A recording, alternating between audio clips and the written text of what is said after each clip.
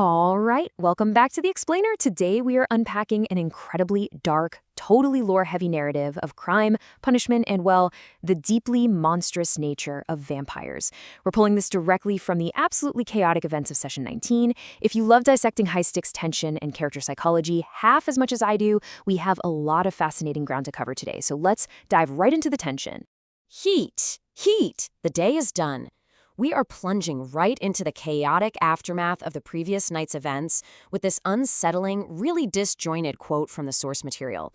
It perfectly sets the tone for a night where the characters wake up entirely off balance. You know, the frenzy of the previous session is still hanging heavy in the air, and as we're about to see, the consequences are definitely coming to collect. So, to really understand the mess our characters find themselves in, we kind of need a quick recap of how this night even started. Frost managed to capture Samuel, a preacher who was just flagrantly exposing the secret existence of vampires to outsiders. Now, Frost stopped him, yes, but in the process of staking and subduing this preacher, Frost almost committed the absolute ultimate taboo in vampire society. The taboo in question here is diablerie. For those of you tracking the lore, you know this isn't just murder. It is literally the ultimate vampire sin of consuming another vampire to absorb their power and their essence. Frost got dangerously close to crossing this line, and as we'll see throughout this explainer, intent and almosts matter very little when the actual enforcers of vampire law show up at your front door. And speak of the devil, the local sheriff actually arrives at Gabriel's funeral home to completely take over. Let's look at the timeline here because it brilliantly illustrates the terrifying efficiency of the sheriff's justice. At 0 minutes, Samuel is unstaked and wakes up in just feral hunger. By minute 2, he's violently feeding on a provided blood bag. By minute 5, the sheriff is using vampiric domination to effortlessly extract the names and addresses of Samuel's mortal followers. And by minute 10, it's all over. The execution happens. It's this incredibly rapid, tense escalation where the power dynamics just completely shift the second the sheriff steps into the room. So the absolutely crucial point here is exactly why the sheriff acts with such sudden, lethal force. And it all comes down to the first tradition. This is the paramount vampire law requiring absolute secrecy from the mortal world. To break the masquerade is to literally invite destruction upon the entire vampire society. Samuel wasn't just a nuisance, right? By preaching about their existence, he was an existential threat to every single vampire in the city. Which makes Samuel's defense during his interrogation so incredibly jarring. He says, "I'm not a threat to anybody. I just want us all to be happy."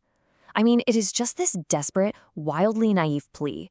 It shows this stark, almost sad contrast between Samuel's pious, hopeful mindset and the absolutely ruthless, cutthroat world he actually inhabits. I mean, he's talking to an executioner about happiness. But you have to wonder, what exactly was driving Samuel to risk literally everything? What gave him this dangerous sense of hope? Well, it's a concept called Golconda. It's a mythical state of vampiric enlightenment, peace, and harmony. It's this legend that if a vampire is virtuous enough, they might actually overcome their inner beast, maybe even walk in the sun again.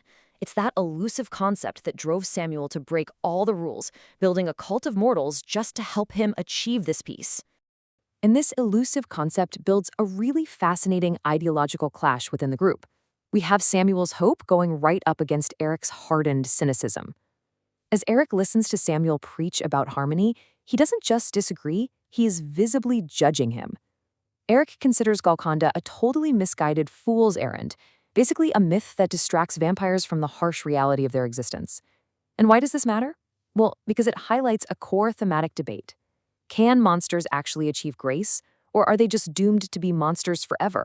Well, the sheriff's answer to that philosophical question is swift and final. He delivers sudden, brutal justice by physically ripping out Samuel's heart. There are no grand speeches, no trial, just gritty, jarring violence. It completely undercuts all of Samuel's high-minded talk of enlightenment in an instant. In this world, the law of survival completely eclipses the search for spiritual harmony.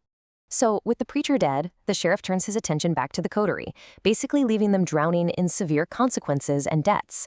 Frost gets one final, chilling warning about his lack of control. A massive favor is now owed to the Nosferatu, the information brokers who actually tipped the sheriff off.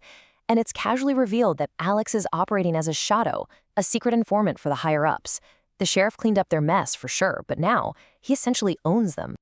Okay, so now we have a body, and obviously we need to get rid of it. You really have to notice Gabriel's chillingly professional procedure for disposing of the evidence here.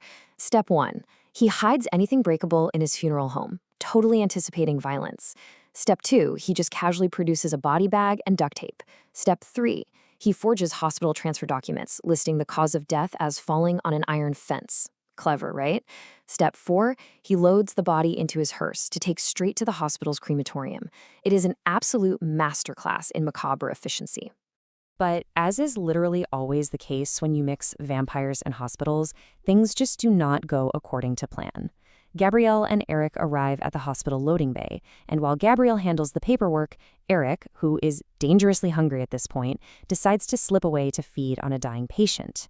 And what starts as a pretty routine body disposal takes a deeply terrifying turn.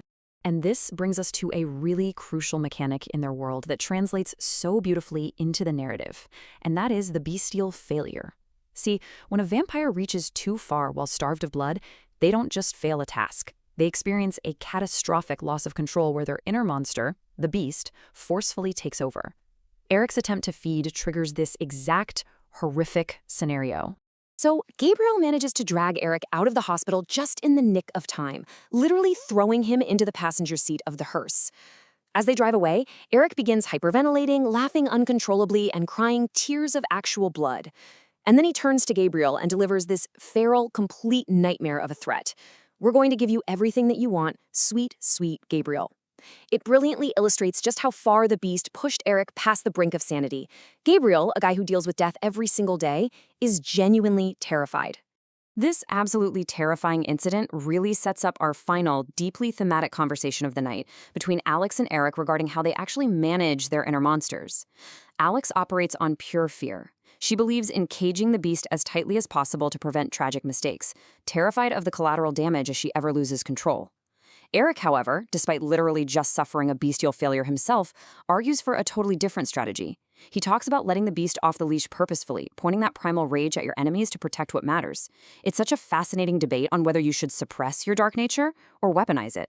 Which leaves us with this final, really lingering question, right? Will Eric, who, actually shows flashes of wanting genuine spiritual guidance, will he ever find peace in the mythical state like Golconda? Or will that terrifying inner beast we just saw lose its mind in the hearse ultimately take everything from him? It just perfectly frames the tragic tension of this entire world. You can try to be a saint, but at the end of the day, the monster always needs to feed. Thank you so much for joining me on this explainer. Keep questioning, keep learning, and I'll catch you on the next deep dive.